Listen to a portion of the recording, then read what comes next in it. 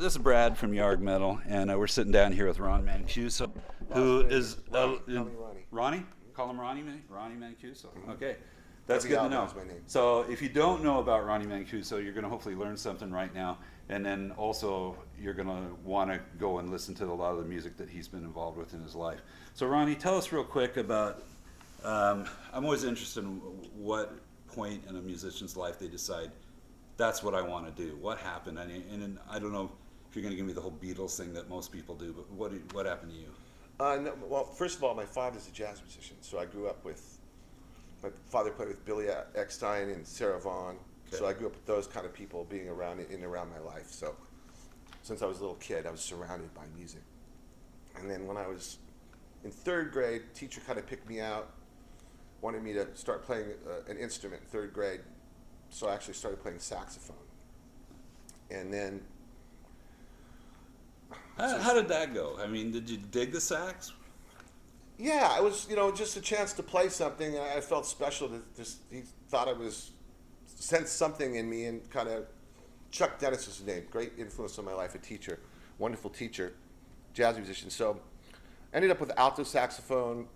At the time, I was a little kid, so I was just playing around and having fun. But there was a time when there was this poet coming in. This would be the early '70s, or even before that, because I was maybe 8 or 9 years old. There was a poet that was coming in, and he was the teacher was playing piano, and a drummer, and he taught me how to improvise. He said, play these 10 notes. And I said, well, what do you mean? Just play whatever order you want to play those 10 notes. And I'm like, but. And all of a sudden I felt the experience of improvisation, and like creating something on your own. And it just fired me up big time. So from that point on, music became my passion, and my one and only passion. And then about 6th grade, I started playing guitar. And then... was that the typical... Sears Silvertone guitar, or how'd you get your first guitar? My first guitar was a cheap $100 Spanish guitar, know. So was it acoustic? Acoustic guitar, okay. Yeah. I learned a few chords, and then got my mom to trade in my saxophone, and I got a Telecaster. So that was my first electric guitar. And then during that time, I'd go visit my dad, who was living in LA at the time, working with Quincy Jones, which is a good thing. And the Brothers Johnson, and all those kind of cool things like that. And when I was there, I started playing bass, and my dad taught me the I call it John Paul Jones kind of finger style bass playing. Mm-hmm. And so now I was playing jazz bass and listening to Kiss on the other side of the coin. So trying to learn Kiss songs, it's like rock guitar and jazz bass. And so I never really had any other passions. I started so young. And by the time I was 14, I was going down to LA at a band, and opening up for like the Knack at the Troubadour, and playing places like that. And while I was down there, I saw Quiet Riot, Van Halen, the Runaways, and things like so. As a really young kid, so I knew that as soon as possible, I was going to move to LA and pursue my dream there, because that's the only way you could do it, especially having that early experience of playing, the Troubadour when you're 14. We're going to have to pay publishing fees for that now. Which, by the way, we do pay publishing fees for all the music we play on Yargmetal. Oh, that's good. Any of you artists out there. So God, somebody's paying some fees. Yeah, we're in the business of helping artists. That's what we do. That's a great thing. Okay, so cool. So I mean, those are some like really different backgrounds: jazz, fun, blue, Brothers Johnson, that kind of stuff. What was the thing that I'm guessing you're a rock guy, because that's kind of where you've been. Absolutely. And you did mention Kiss. Was Kiss kind of the rock thing that got you into that, or was there something else preceding that really like, whoa, this is really speaking to me? I think the first Montrose album, which I think is the without that you don't have Van Halen. Yeah. It's the prototype of hard rock, I think. So that was the first concert I ever saw was Edgar Winter Group with Rick Derringer, but Ronnie Montrose had played with him Right. He previously, played on the first album. Yeah, and then and he did some of Bad Company was the... Was Dan Hartman in the band? Yes. Great band. Great Derringer. bass. Derringer played last night. In fact, I was going to go to the show, but I didn't get a chance to, unfortunately. Oh man, I would have loved to see. But Dan Hartman, though, that dude was for that time. He was a legit rock star. oh, absolutely. Yeah, he was a great bass player, Also great a great songwriter. producer, songwriter. Yeah, He great did, songwriter, great singer. He did Living in America, James Brown, too. Later on, he did a bunch of production. Great song. things. Yeah. Yeah. So I had some early things like that. The first albums I bought were that, Buddy Miles, Santana's first album, you know, like all those things. Then I think Alice Cooper, Billion Dollar Babies, Yep. which was huge. Great album. Yeah. And that sort of brought me to the big three for me. Well, four was Kiss, who I saw when I was 14, blew me away. So the Okay. fact that I'm good friends with Ace and work with Ace Frehley is just blows my mind because he was my idol. I also think he's a very underrated guitar player. I think he's actually an amazing, ballsy, sexy guitar player. I agree with you 100%. And then Aerosmith, Get Your Wings. Yep. Cheap Trick was really into In Color, Dream Police, all that from the beginning. And then the king of everything was Zeppelin. When I first heard Zeppelin 4 with headphones, and I heard Black Dog, that kind of changed the whole gamut for me. Yeah. I still would say Zeppelin's my overall, especially the funkier, groovier. Yeah. The sex and that kind Yep. of feel, and then and the same thing with Aerosmith has that groove, that dirty, that's because you can hear the blues in it. So anything you can hear the blues, that's where it comes from for me, you know. Okay. And outside of this interview, we were kind of talking about like the future of music and stuff, and I feel like music needs more of that. I'd like to, the swagger, the sex and the swagger and the it's gotta be the saucy beat, and the sweaty. beat, and I guess people man, that is just. It's like Yeah. AC/DC. You can't. I don't care. Everybody loves AC/DC because they might be the simplest grooves in the world, but no one lays down a groove like Phil Rudd did, especially. I mean, they're just such nasty, sexy. It's just that's the thing that still gets me going and excited when I hear music whenever it's got that groove. Yeah, that's a really good point. Okay, so now you're guitar player, bass player. I'm guessing sax probably not so much at this time. No. You kind of let that go. I let that go pretty young, yeah. Okay, all right, smart move, in my opinion. Not that you probably couldn't have been a great sax player, but so at what point did you decide to concentrate on one or the other, guitar or bass, or were you always just kind of? Well, I was kind of drafted as a bass player because on all the high school bands, stage band and all that, and I got offered a full scholarship at UNLV. Nice. But I wanted to go to LA and be a rock star. That was my goal. When I was 15 or 16, I put a band together with singer Mark Free, who's now Marcy Free. Yep. King Cobra. King Cobra, exactly. And here in Vegas, I put a band together with him. We won this Battle of the Bands, and we got to go down and play at Santa Monica Civic. Great venue. So yeah, I was lucky to play there when I was like 15 years old, which was really cool. What did you open for?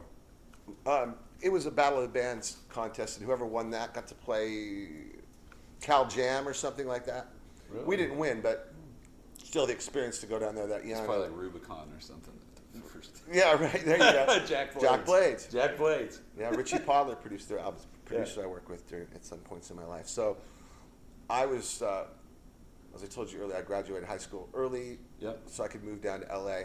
Initially, to put a band together with Marcy Free now, and then he ended up joining some other bands and so on and so forth. But so there I was, 16 years old in LA, trying to make it. Yep. Didn't really know what I was doing, and then once Marcy left the band, I found the singer in Beggars and Thieves, Louis Merlino, was playing in a band called Axis, which was actually Danny Johnson, Vinny Appice, Jay.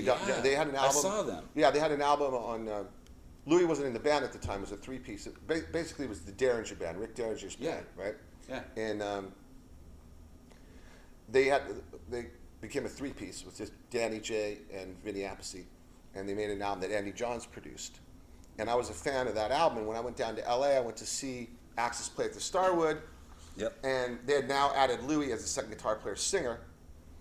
They were trying to change their sound. Everybody was wearing skinny ties back then, and it's like pre. Here's the part that freaks me out is that I might have been at that show. Really? Because I saw Axis. I can't remember who they were warming up for, but it was at the Starwood, and it was right in that time. Wow. And, yeah, so Black cool. Oak Arkansas or somebody like that. I forget. They opened up a bunch of shows, but I don't know, yeah. but yeah, they were good. They were good. Yeah. Yeah.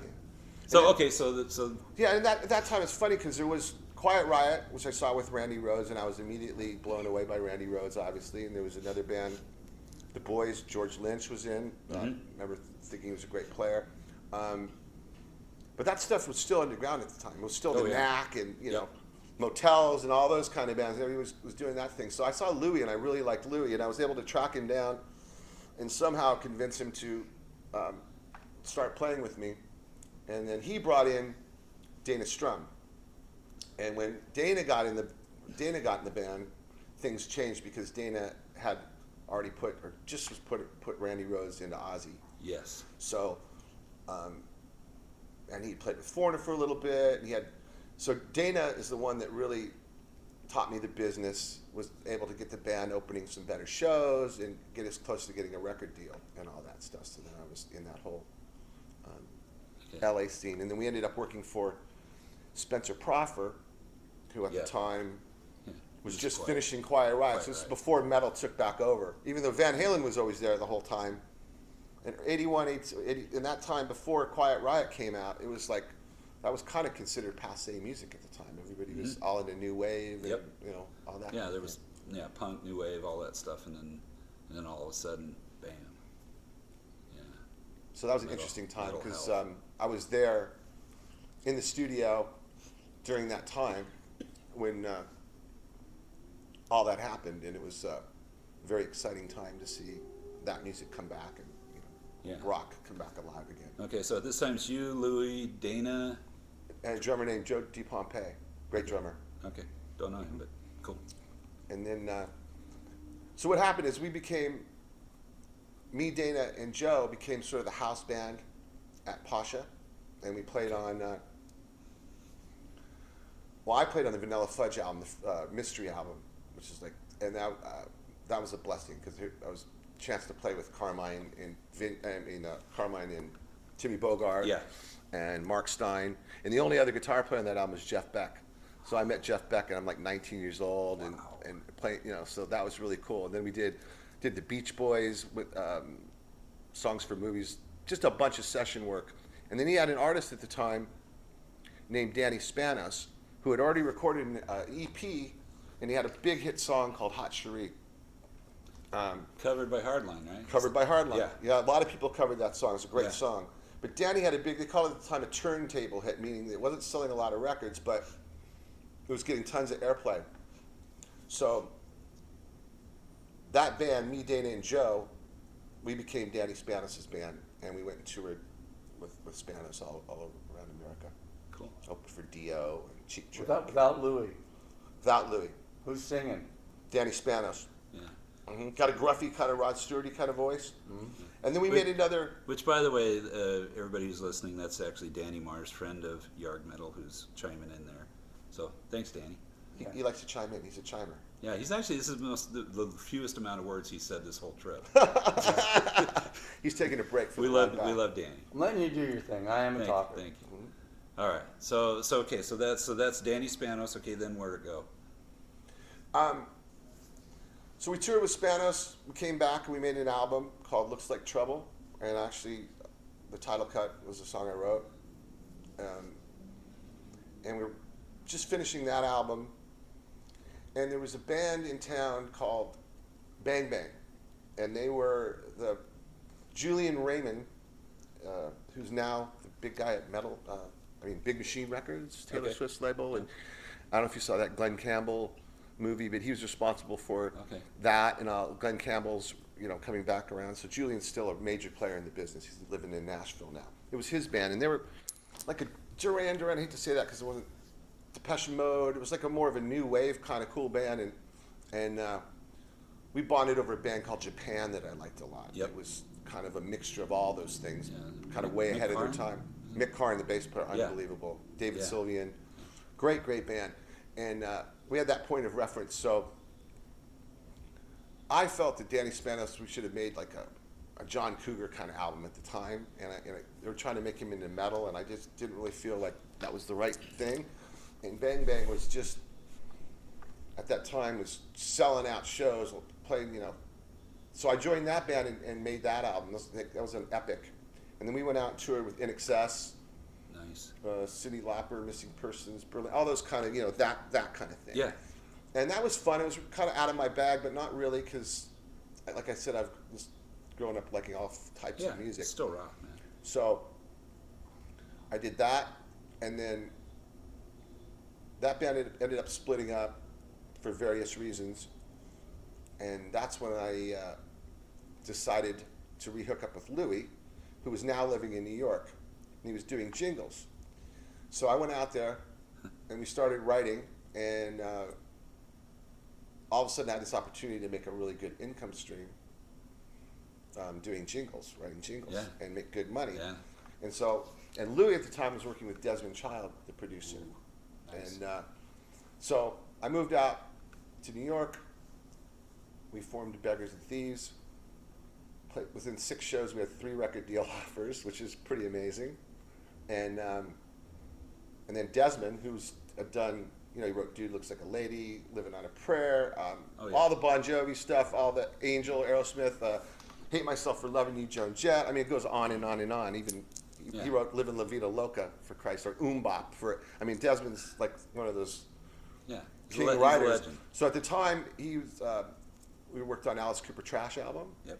"Venomous Poison." That's Louis' Yep. voice on the chorus of that. Really Oh, obvious really? if you hear it. I didn't do the Kiss thing. He did Kiss, X and Sex. Then I did Cher, Heart of Stone album Okay. that had, you know, Find Somebody on it, and I did a track with Iggy Pop, which was really cool. So that's how the whole Beggars and Thieves got started. And we played 6 shows, and it was the right time, though. It was that hot time Oh, for yeah. all those kind of bands. Skid Row was just getting signed, and Ahmet Ertegun getting signed. We ended up going with Atlantic Records and Q Prime, the management company. Managed Great, Metallica. great management. Yeah, Yeah, Queensryche. Yeah. all that. Yeah. So that's how Beggars and Thieves came together in New York. Okay. And we did that there, yeah. Let me ask you a quick question about the video, which, by the way, I love. I love that kind of video, you know, where it's like the kind of travel. It fits the song so well. The scene in the cemetery where it's snowing. Where is that? The funny thing about the video is it was completely guerrilla. The concept was actually was Cliff Bernstein, Okay. which if you see the Metallica movie, he's the manager with the long beard. He's a genius. So is Peter Mitch. They're both incredible people. So we had this idea of a travel, and we start the video in Santa Monica, the West Coast, bought a car. We bought an old Cadillac to drive along, Yeah. and then we had a crew, and we drove from Santa Monica through Vegas, Yep. into Utah, up and through Colorado. We saw the fire. We pulled over, shot in front of the fire. Cool. Or hot. Middle of a snowstorm, we found a graveyard.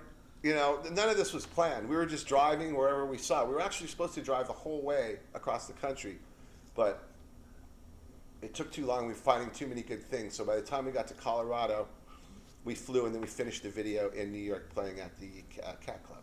Yeah. So it was fun. Okay, so that was in Colorado then, where this. The snowstorm was in Colorado. The fire, I don't know where that was, but Yeah. it was complete. You know, we had somebody driving the Cadillac, and then we had like a big Winnebago and a small crew. And it was fun. So yeah, anybody listening to this, if you haven't seen the video, go on YouTube right now, type in Beggars and Thieves, and yeah, watch that video. And not only a great song, but a great video. I dig it. Thank you. Yeah. So I've taken way too much of your time for now, but I'd like to continue sometime.